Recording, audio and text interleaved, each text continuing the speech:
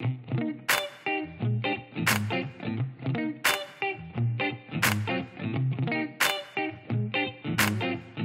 sommes engagés publics.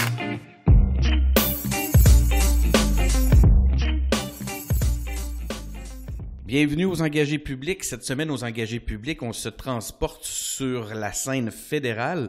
On reçoit Christina Michaud. Bonjour, Christina. Allô? Christina, tu te présentes à l'élection dans quelle circonscription? D'ailleurs, on dit-tu circonscription ou comté au fédéral? Je me souviens jamais, moi. Les deux se disent. Les deux se disent? Oui, c'est un super beau et long nom de comté, en fait. Là. Avignon, Lamitis, Matane, Matapédia. C'est dans le bas du fleuve, Bas-Saint-Laurent, Gaspésie. Donc, un grand comté dont tu vas nous parler, mais avant, j'aimerais que tu nous parles de toi. Tu connais, je pense, la formule des engagés publics. Aux engagés publics, on s'intéresse beaucoup à qui sont les gens normaux, qui sont les... Moi, ma prétention, c'est que les politiciens sont des anormaux. Il faut être anormal pour se présenter en politique. Tu as compris que c'est un gag, mais vraiment, là, on parlera de ton engagement tantôt. Ce que je serais curieux de comprendre et d'en savoir plus pour l'instant, c'est qui est Christina Michaud? Christina, ben en fait, j'ai 26 ans, donc c'est assez... certains diront que c'est très jeune là, pour une première élection fédérale. Ça en prend des jeunes, on en veut de plus en plus. Exact. On a Mégane, on en a plein. Je travaillais avec Mégane, justement, puis on est des femmes fortes, des caractères en politique, puis c'est ça que ça prend, c'est ça qui manque en ce moment, puis c'est un peu à la base de mon engagement. Mais c'est ça, j'ai fait des études en relations internationales. J'ai baigné un petit peu dans la politique là, au travers des études. Je me suis retrouvée quand même récemment à travailler au Parti québécois. Puis c'est vraiment là où j'ai eu le pied dedans et que j'ai tripé, si tu veux. Puis quand on entre dans la politique, on le sait direct, hein, si on aime ça ou si on n'aime pas ça, ou si on veut un jour être élu ou non. Puis je l'ai su. Es-tu en train de me dire qu'il n'y a pas de Christina normale? Tu serais une bébite politique toi-même? Une bébite bizarre? Oui, peut-être, c'est ça que je suis en train de dire. Ça serait. Tu sais, c'est drôle parce que t'es proche du comté de Pascal Bérubé, qui est, à mon avis, dans tous les politiciens que j'ai rencontrés, le politicien pur et dur de naissance. Je pense que je connais là, le plus intense à ce point de vue-là. Es-tu comme ça? Es-tu une amateur de politique, là? Une mordue de politique? Ben, j'ai un bon modèle, étant Pascal Bérubé. J'en mange, oui, j'adore ça. J'aime ça. Tout ce que la politique amène à être près des gens, puis me promener chez nous, puis mettre ma région en valeur, c'est ça que j'aime le plus dans tout ce travail-là. Donc, un peu anormal, oui, pour faire tout ça, mais très normal au final. Tu dis ma région, donc tu es native de ton comté? Oui, je viens d'Amqui, dans la Matapédia. Ah, OK. Mon comté, c'est 4MRC, là, d'où le nom des 4MRC. Donc, Matapédienne, j'ai grandi là jusqu'au cégep où je me suis transportée là, à Rimouski.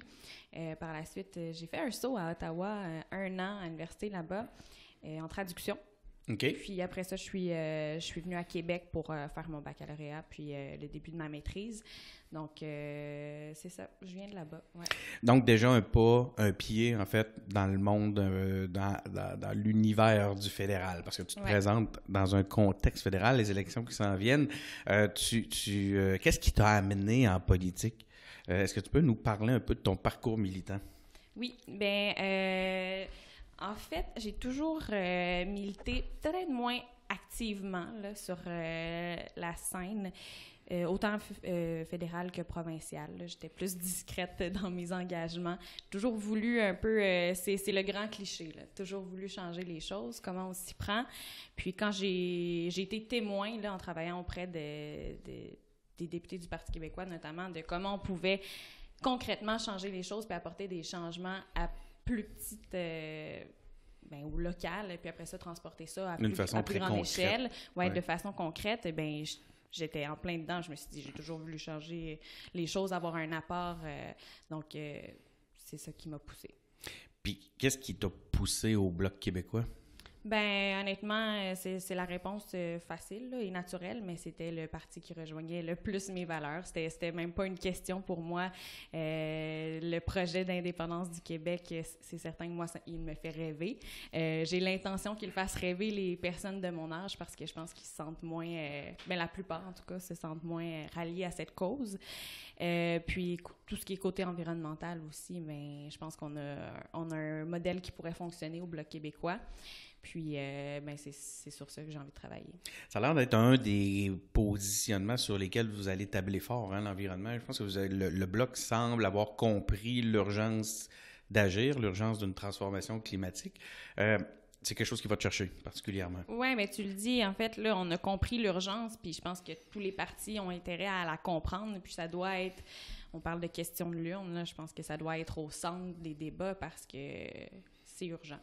Est-ce que tu considères que les autres partis ont l'intention d'en faire suffisamment avec ce qu'on sait actuellement de leur position?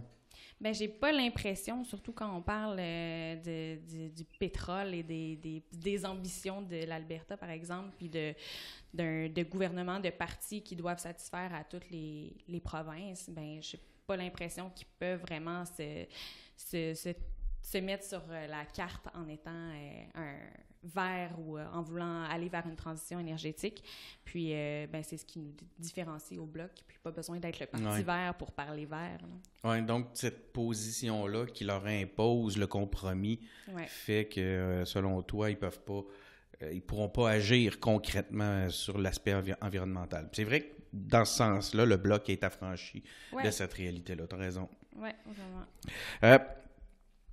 Donc, le Bloc québécois, est-ce que tu as eu un peu l'occasion, là, on est en tout début de course, est-ce que tu as eu l'occasion un peu de rencontrer, mais tu viens de là, hein, fait que tu dois savoir, qui sont les électeurs d'Avignon, la Métis Matane Matapédia. Qu'est-ce que tu as appris au contact des habitants du comté sur le terrain jusqu'à maintenant, ou sinon depuis que tu y habites, hein?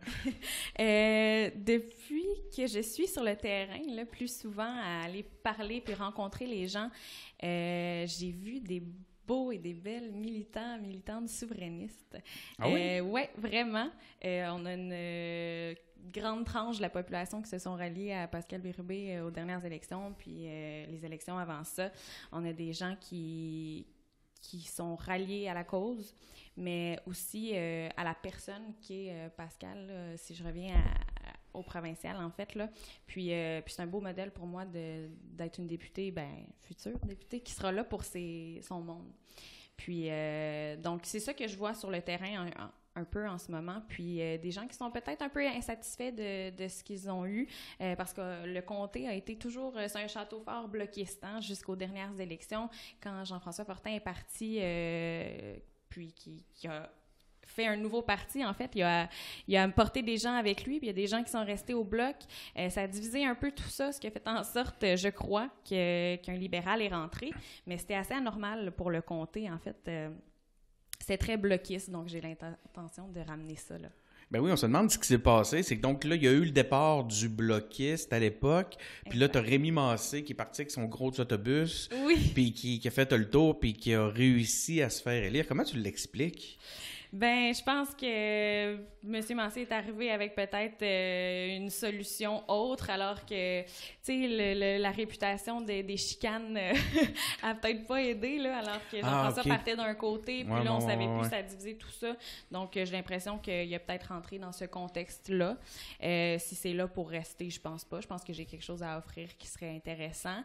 Puis, ben, je reviens sur son campeur, là. C'est un fait assez drôle, en fait. Le jour où j'ai annoncé que j'allais faire une campagne 100% carboneutre, mon adversaire sort son véhicule de campagne qui est un gros il revient avec son campeur. Son campeur. Ouais, moi, je me souviens, j'étais à la dernière élection, je prends toujours mes vacances annuelles un peu tard, puis je fais beaucoup de plongée sous-marine, puis j'étais un gros amateur de l'Est et de la Gaspésie, puis je voyais le bus de M. Massé dans un camping, j'étais découragé parce que, en même temps, j'étais découragé, mais je me disais, Coudon, il y a peut-être une bonne idée là-dedans. Il a vraiment l'air d'être sur la route avec ça, puis d'aller auprès des gens. Mais c'est sûr qu'aujourd'hui, quand tu le compares... Ben oui, exact. Non, c'est pratico-pratique, en fait. Là, il va pouvoir dormir.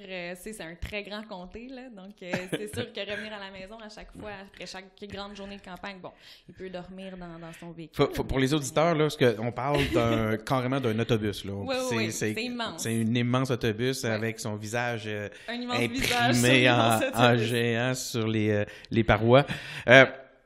Puis, c'est sûr que s'il veut se faire une campagne carboneutre, il va avoir à compenser pas mal plus que toi. Exactement. Est-ce que c'est vraiment, quand tu es sur le terrain, c'est-tu une valeur dont on te parle spontanément, les aspects environnementaux? Dans ton comté, évidemment. Ouais, je dirais que ça dépend de l'âge des gens. Les jeunes vont beaucoup m'aborder avec ça, puis ça a été le discours que j'ai pris dès le début, fait qu'ils me rejoignent là-dessus, c'est sûr.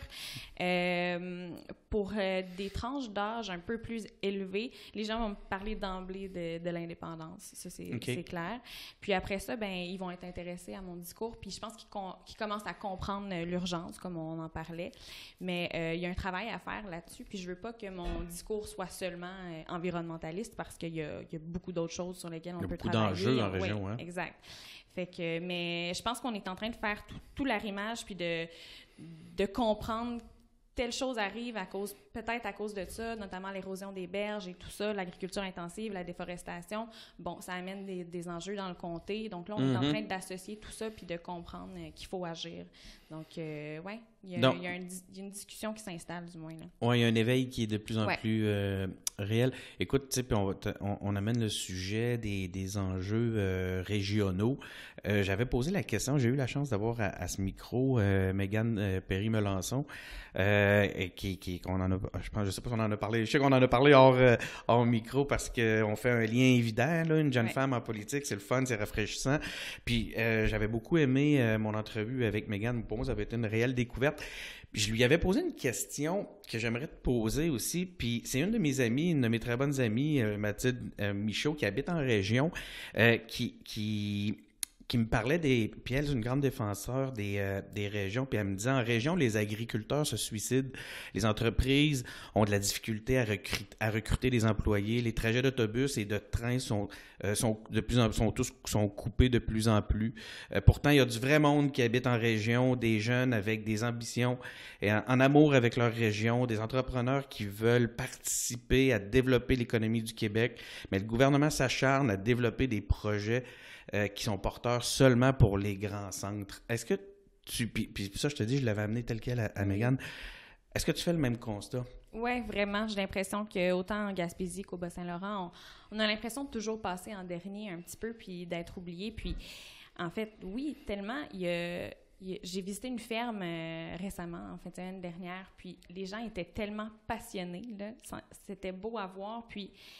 Mais s'ils n'ont pas la relève, ben ça devient un enjeu hyper important. Ils ont accès à des programmes de stage, des gens qui vont venir, mais c'est assez rare aujourd'hui quand même qu'on entend quelqu'un qui n'est pas un fils ou une fille d'agriculteur, puis qui dit hey, « moi, je me lance là-dedans, puis je vais aller racheter une ferme en région ». C'est assez rare. Il y en a, mais bon, il faudrait qu'il y en ait plus, ça c'est certain. Oui, plus il y a de gens en région, plus il y a de jeunes, plus il y a une dynamique qui s'installe. On a le goût de contribuer à notre milieu de vie. Je le vois chez les jeunes qui sont revenus de mon cercle d'amis chez nous, à Amqui. Ça participe, ça se met sur les conseils d'administration, la chambre des commerces, on fait des nouvelles activités, on organise des conférences. Plus il y a de monde qui veulent, ben plus il y a de choses, puis là, les services viennent avec, puis là, le monde peut s'installer, puis c'est ça qui devient intéressant. Par contre, on a besoin d'aide pour faire ça, puis les subventions, les aides gouvernementales, ben on a un petit peu de misère à les avoir. Puis ça, autant si on est du côté du pouvoir ou non. Là. Mais ça, c'est un bon point, puis c'est souvent amené, puis c'est un défi ou en tout cas une réalité à laquelle les gens vous confrontent régulièrement au Bloc. On vous dit, vous ne serez jamais au pouvoir. Oui, exact. Puis je pense même que Rémi Massé t'a attaqué sur cet aspect-là, hein, même dernièrement. On a eu une petite prise de bec, justement. Il m'a pas attaqué, en fait. Il a dit des propos qui m'ont un petit peu fait sourciller, puis j'ai pensé de les dénoncer parce que j'étais vraiment pas d'accord. Puis c'était quoi? En fait, oui, je vous le dis, mais le but derrière mon mon intention était... Il donne seulement une version de l'histoire aux gens, puis j'avais envie que les gens aient les deux versions. Ça avait été quoi son propos qui t'avait fait sursauter? Il disait qu'il fallait inciter les gens à voter du côté du pouvoir, parce que sinon, Avignon, l'Amitié, Matane, Matapédia se retrouverait dans les 20 années de noirceur qu'il y avait eu avant que lui arrive en place.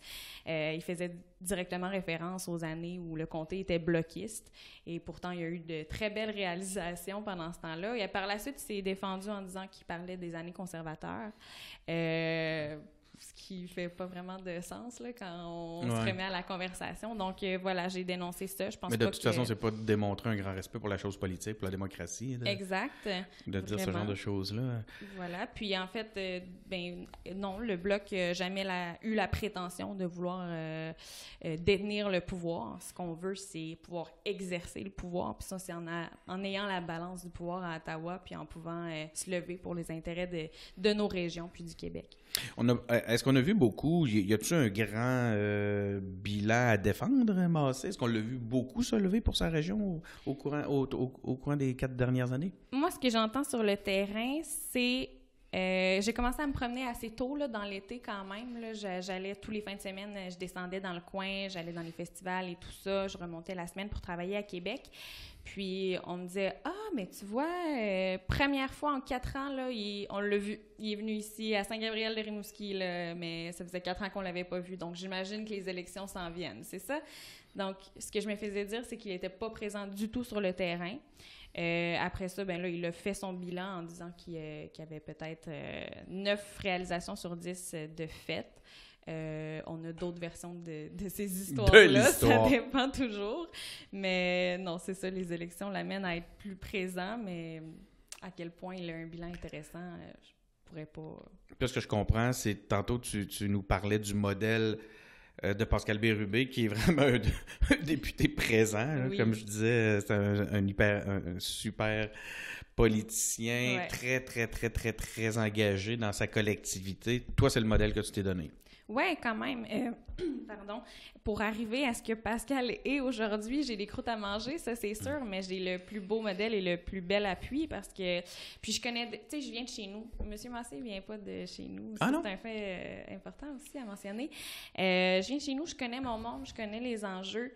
C'est certain que j'ai envie d'être là pour eux, puis je pense que tu as fait l'entrevue avec Pascal à Matane. J'en ai fait 2. Il m'a reçu dans son bureau à l'Assemblée. Puis, je suis allé le voir dans son comté au début de l'été. Puis, à la boulangerie, on entendait toujours au micro là, des gens qui venaient Ah, c'est incroyable. Bon, ben chez nous, c'est la même chose. Tout le monde se connaît, on se fait arrêter dans la rue à l'épicerie. Bon, fait que... Attends, on fait un deal. Oui. Lorsque tu seras élu, oui. Tu me réinvites, mais à Amqui. Parfait. Puis là, tu vas me parler de après un mois, mettons. Okay. Qu'est-ce que ça a été ton premier mois comme député? Super. Là, je te laisse continuer. Donc, dans ton coin, c'est pareil, c'est ce que tu me dis. Oui, exact. Puis ça, ben c'est d'autant plus excitant de s'engager puis d'être là pour notre monde parce que c'est là où on vient puis c'est là qu'on veut faire le premier changement. T'sais. Selon toi, c'est important pour qu'un député soit issu de sa communauté? Je pense que c'est extrêmement important, du moins si on vient pas de là, si on n'est pas né là, qu'on ait vécu plusieurs années là pour savoir quels sont les enjeux, puis de comprendre les enjeux surtout. Je pense que ça fait toute la différence pour ce qu'on a apporté après ça. Puis il faut avoir un sentiment d'appartenance, je pense, pour se lever à Ottawa en chambre, pour défendre sa région, il faut l'aimer. T'sais. C'est quoi l'enjeu numéro 1 que les gens rencontrent dans ton comté? Bien, c'est un amalgame de plein d'affaires, je dirais. Puis, en ce moment-là, c'est beaucoup un manque d'accompagnement aux gens, que ce soit pour le surplus de revenus garantis ou des subventions pour les municipalités ou il y a plein de paperasses, puis de programmes, puis de choses à remplir, d'appels d'offres, mais on ne sait pas trop où se pitcher là-dedans, autant au niveau personnel, pour les entrepreneurs. Donc, je pense qu'il y a un meilleur accompagnement dans tout ça, ça ferait la grande différence pour les gens de chez nous qui, comme je le disais tantôt, se sentent loin peut-être, puis toujours un peu oubliés. Donc, ouais, ça c'est un enjeu assez important. J'imagine qu'il y a aussi un gros besoin de main-d'œuvre, comme partout. Oui, comme partout, on le ressent chez nous. Il y avait, avant M. Massé, là, ça a été des années très bloquiste, comme je disais. Puis il y avait eu un candidat libéral avant ça, il y a plusieurs années, qui s'était fait élire en disant qu'il allait implanter un bureau de la fonction publique dans la Matapédia. Ouais. Puis aujourd'hui, en 2019, cette promesse-là n'a toujours pas été remplie. Vous l'attendez encore? On l'attend encore. Donc, moi, je me suis fait une promesse de la remplir puis d'apporter ces emplois-là chez nous. On parle de plus de 400 emplois. Là. Ça fait vraiment une grosse différence chez nous. C'est des bons emplois bien payés, des bonnes conditions pour le monde de chez nous, mais ça peut en amener d'autres aussi, puis ça, ben, on dirait pas non. C'est sûr qu'il y a beaucoup de postes à combler dans tous les domaines en ce moment, restauration, secteur forestier. Il faut travailler sur la revalorisation de tous ces domaines-là aussi, puis de mettre l'accent sur la qualité de vie qu'on a en région. Puis ça, je pense que ça pourrait en gagner plusieurs. Là. C'est très différent de la ville. Est-ce que c'est une des clés qui vous permettrait de garder et récupérer des jeunes? Puis je trouve ça intéressant parce que tantôt, tu as amené cet aspect-là toi-même. Naturellement, dans la discussion, tu disais que toi-même, tu es quelqu'un qui est allé étudier à l'extérieur, puis que là, tu reviens, puis que tu es entouré, tu rencontres, tu vois, des jeunes de ta région qui reviennent pour soit reprendre la ferme familiale ou ce genre de trucs-là. C'est quoi les clés, les facteurs de succès qui vous permettraient de garder et récupérer les jeunes? Bien, je pense que d'offrir là, le télétravail est de plus en plus à la mode, surtout chez les jeunes. Puis, ben, c'est une question pratique. Si on avait des entreprises, par exemple en ville, qui étaient prêtes à laisser leurs jeunes ou leurs employés être ailleurs, puis avec la technologie qu'on a aujourd'hui, on est capable, par vidéoconférence, par téléphone, tout ça, les courriels, je pense que ce serait possible. Donc, on peut...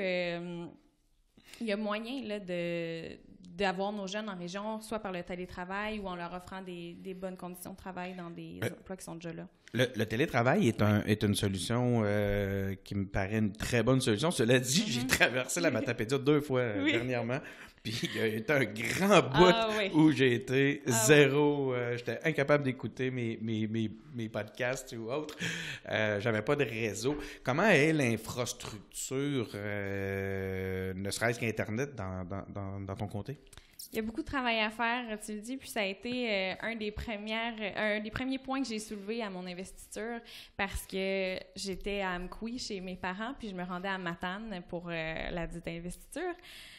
Puis je me suis dit, je vais appeler mon attaché, on va jaser, il va me poser des questions, me préparer, tout ça. J'avais oublié qu'on n'a pas de réseau entre Amqui et Matane, ça pogne pas. Ah ouais? Ouais.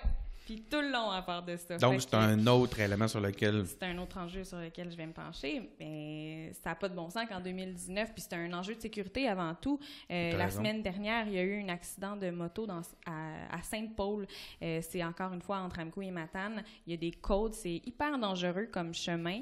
Une personne qui est arrivée, il a tombé sur l'accident, puis il a fallu qu'il fasse des kilomètres plus loin pour pouvoir avoir le réseau, pour pouvoir contacter les urgences.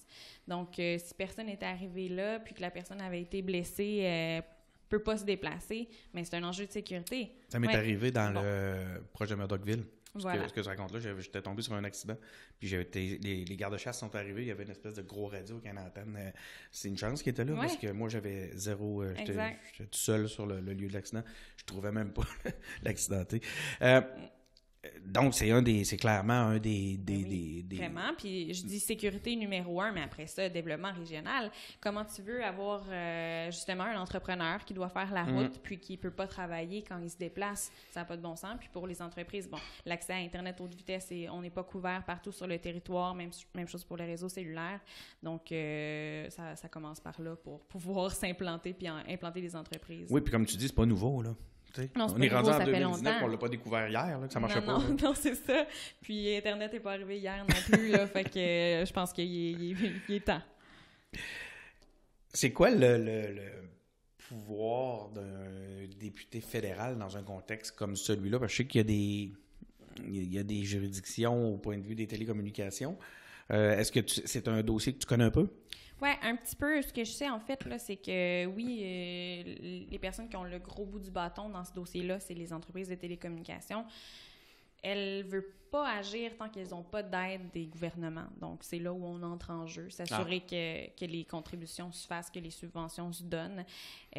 Ça doit être une priorité. Le gouvernement provincial a annoncé que certaines municipalités allaient être couvertes, là, justement, dans le Bas-Saint-Laurent. Malheureusement, ce n'est pas des municipalités qui sont dans mon comté. Donc, il y a encore un grand besoin. Mais oui, il y a une part à faire du côté des entreprises de télécom, puis du côté du gouvernement aussi. Donc, il faut que le gouvernement travaille en partenariat avec l'entreprise privée dans ce contexte-là. Exact. C'est ce que tu comptes. Comment ça va au Bloc? Ça va bien?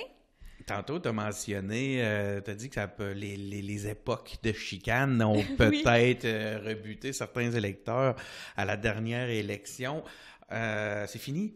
On est complètement ailleurs, puis je le ressens sur le terrain quand je suis seule représentante du Bloc, puis je le ressens quand je m'en vais voir mes collègues qui sont représentants dans leur propre comté, puis qu'on se rejoint dans des grands rassemblements, puis l'engouement est là. On n'est plus là dans la chicane, puis je pense qu'il y a un beau mouvement qui est en train de se créer avec l'arrivée des François Blanchette, là, qui a comme remis tout ça sur les rails. Je pense que tu es en mesure de le constater aussi. Il y a quelque chose qui se passe qui est assez intéressant au Bloc. Je pense que ça donne le goût d'en apprendre plus justement sur ce que chaque candidat et candidate dans leur comté ont à offrir à leurs électeurs et électrices. Puis, je pense que le Bloc peut revenir en force, là. Est-ce que le Bloc a réussi à ramener ses forces militantes? Du moins, il est en train de le faire, puis ça se passe relativement bien. Je ne sais pas si on est au même niveau où on était, puis de toute façon, c'est pas ce que je veux, là. J'aime mieux qu'on évolue ailleurs, qu'on retourne sur ce qu'on avait, là. Je pense c'est intéressant, ça. Oui. Même si c'était mieux dans le passé ou c'était pire, je préfère qu'on aille à l'avant, tu sais. Puis il y a un bel endroit où on peut se rendre avec le Bloc, je pense. Le mouvement souverainiste a besoin de renouveler un peu son discours. Tu sais, les récriminations du passé, dans certains cas, bon, OK, oui, ils ont raison d'être, mais est-ce qu'ils se doivent d'être le premier élément que l'on met de l'avant lorsque l'on a un projet ou un programme à présenter? Moi personnellement, je le pense pas. Est-ce qu'on est face à un Bloc maintenant qui a quelque chose à proposer, un projet à mettre de l'avant? On attend un peu un nouveau discours, un renouvellement du discours du Bloc. Selon toi, est-ce qu'on va être en mesure de l'entendre? Parce que là, on sait, vous nous dites, on est environnementaliste, tout ça, mais là, maintenant, on attend là, la matière derrière ce discours-là. Est-ce que le Bloc est prêt à renouveler le discours souverainiste? Je pense que oui, puis de toute façon, il n'y avait pas le choix de se renouveler parce que, comme j'ai abordé un peu tantôt, les jeunes n'ont pas nécessairement vécu, pas du tout, en fait, l'époque Révolution tranquille où, tout ça a émergé. Par contre, on peut aller les chercher ailleurs quand on vient leur dire, par exemple, que le Québec pourrait pas tirer son épingle du jeu sur la scène internationale en étant vert ou en essayant d'aller vers une transition énergétique. Tant qu'il est à l'intérieur du Canada, parce malheureusement... qu'on traîne le passif du pétrole. Malheureusement, ce ne sera pas possible. T'sais. Là, on vient piquer une curiosité qui n'était pas nécessairement là, puis on a le goût d'en entendre plus. Donc, c'est un peu vers là que ce discours-là s'en va. Du fait que, oui, la souveraineté, le chef le dit bien, là, c'est un grand voyage, puis ça, c'est l'arrivée. Mm-hmm. Puis, entre-temps, c'est de travailler pour les intérêts du Québec. Puis, je pense que le Québec a intérêt à être de plus en plus vert. Puis, c'est pas en restant au sein du Canada que ça va se passer, malheureusement. Cette semaine, il y a eu une démonstration intéressante par rapport à ça ici à Québec. Il y a le port de Québec qui avait, puis tu as sûrement regardé le dossier de près, même si c'est pas ton comté. Je sais que tu finis là, un contrat à Québec. Le port avait commencé des travaux dans le fleuve juste ici, puis sans égard pour une espèce de poisson qui est menacée. Mm-hmm. Lorsque les gens du comté se sont intéressés au dossier, ils leur ont demandé d'arrêter les travaux, ils ont dit c'est de compétence fédérale, on fait ce qu'on veut. Je pense qu'on est peut-être devant un bel exemple qui démontre que la souveraineté peut être un outil environnemental. Oui, vraiment. Puis, il y a un bel engouement nationaliste en ce moment au Québec. Puis, ce qui arrive, c'est que on fait des demandes au fédéral, mais on se fait dire non. Mm-hmm. Fait que comment on veut avancer dans dans ce temps-là, ben ça devient un petit peu difficile. Donc oui, se buter toujours au fédéral puis se faire dire c'est nous qui décident, c'est un petit peu... Ça nous empêche d'avancer. Ouais. Est-ce que... Donc, il n'y a pas de contradiction. On peut être nationaliste et bloquiste sans être nécessairement souverainiste. Je peux voter bloc si je suis nationaliste sans nécessairement être un souverainiste. C'est exactement c'est un vote conciliable. Oui, je crois que oui. Tant qu'on est pour les intérêts du Québec, là, je pense qu'on a intérêt à voter bloc parce qu'on n'a pas à parler des deux côtés de la bouche, puis comme un peu les libéraux font en ce moment, en étant du côté de l'urgence climatique, puis après ça, de dire oui à Trans Mountain.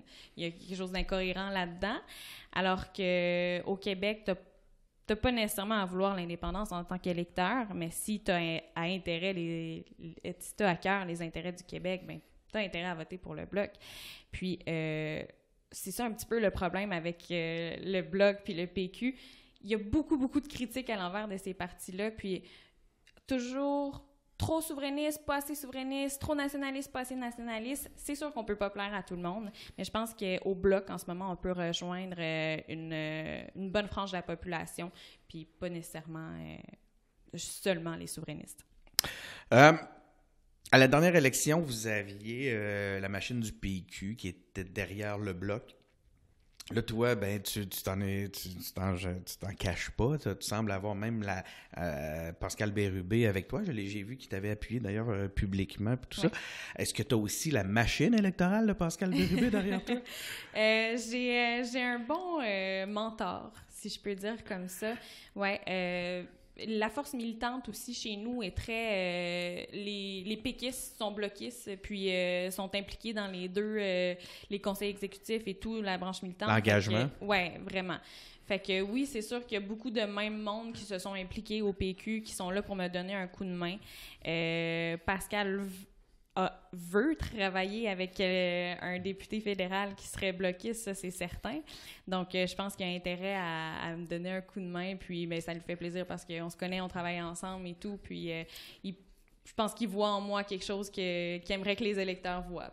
Tu sais, j'ai dit, est-ce que tu as la machine électorale? Parce que j'aurais dû dire la machine redoutable parce qu'il y a des organisateurs politiques. Tu sais, aux engagés publics, on est aussi des geeks de politique. On s'intéresse beaucoup à l'organisation politique. C'est pour ça que je te parle de ça. Il y a de très, très bons organisateurs politiques dans ton comté. Donc, j'imagine que ça va te donner un bon coup de main pour ta campagne. Un très bon coup de main, oui. Je suis chanceuse de les avoir puis d'avoir leurs précieux conseils à portée de main. Pour l'instant, est-ce que tu sens que l'électorat de Pascal est derrière toi?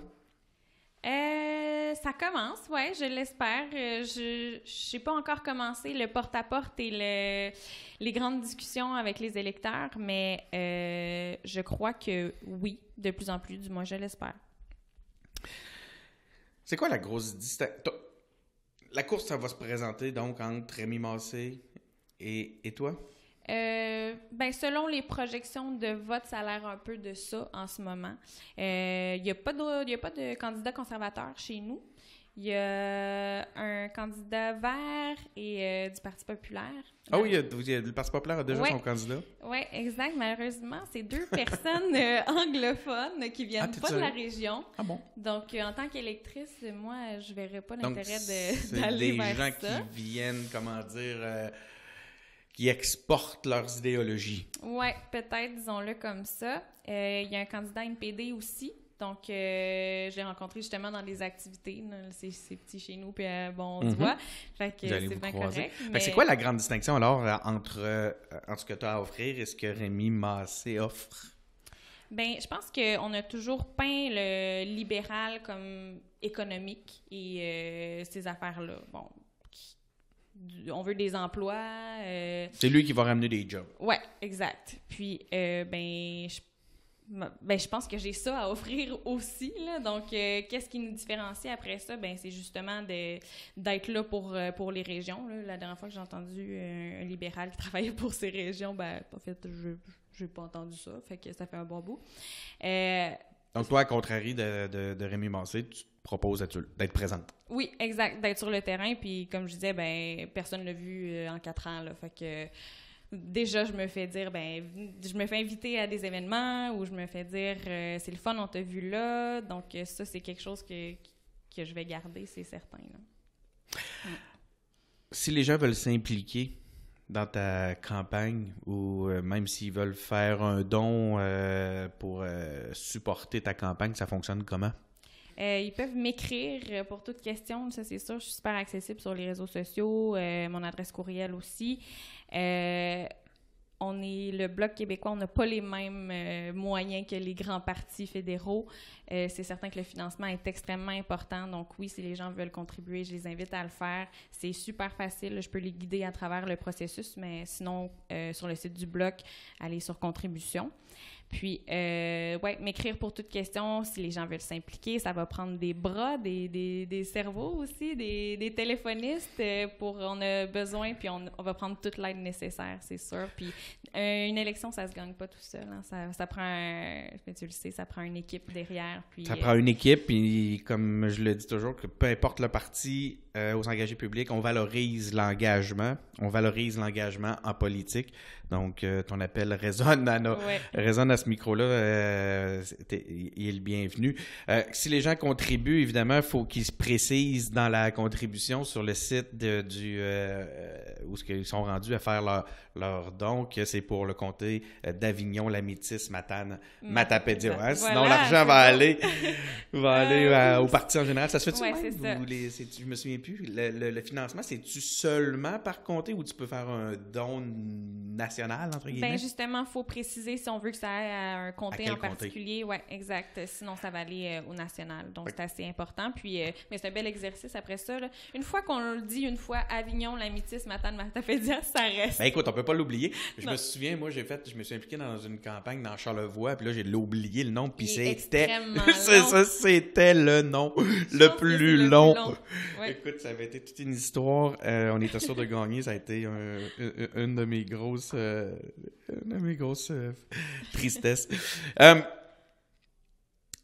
Merci beaucoup. Ben, merci à toi. Merci beaucoup pour l'entrevue. Il y a un truc que je voulais faire en terminant, j'ai oublié, là, ça devait être... Ah non, c'est ça, je voulais que tu précises. T'as dit, vous pouvez me rejoindre. Parce que je sais que tu es très active sur les médias sociaux, donc t'as déjà des comptes qui sont bien alimentés. Puis est-ce que c'est toi qui réponds à tes messages? Oui, je suis toute le Twitter, Instagram, la page Facebook, évidemment. Donc, c'est quoi? On écrit ton nom? ChristinaMichaud.bq. C'est le petit à commercial là, pour trouver sur Facebook maintenant. Sinon, c'est Christina Michaud, # Bloc québécois. OK. Sur Facebook. C'est un peu compliqué, là. J'ai pas le même nom pour toutes les plateformes. Bon, donc Twitter... Non, mais allons-y pour Facebook, là, puis les gens sont quand même capables. Ouais. S'ils sont en train d'écouter un podcast, probablement qu'ils sont capables de trouver tes autres plateformes. Donc, ils vont sur ta page Facebook, puis ils simplement t'écrire un message privé, puis toi, tu vas t'occuper de les réorienter. Ouais. Ça va me faire plaisir. Bon, mais c'était l'élément que je voulais ajouter en terminant. Christina, je te remercie beaucoup de t'être prêtée au jeu. Puis, on va suivre ta campagne avec intérêt. Merci beaucoup. Donc, c'est tout pour cette entrevue, pour cette semaine. Vous pouvez nous suivre, nous aussi, sur les médias sociaux. On est sur Spotify, on est sur Google Podcast, Apple Podcast, on est sur Twitter. On a un site web, engagépublic avec ds.com. Puis je pense même qu'à l'heure actuelle, François a déjà ouvert un Instagram. J'ai hâte de voir ce qu'il va mettre là-dessus. Ça va être absolument merveilleux. Sûrement beaucoup de eye candy. Donc, je vous remercie beaucoup et à la semaine prochaine.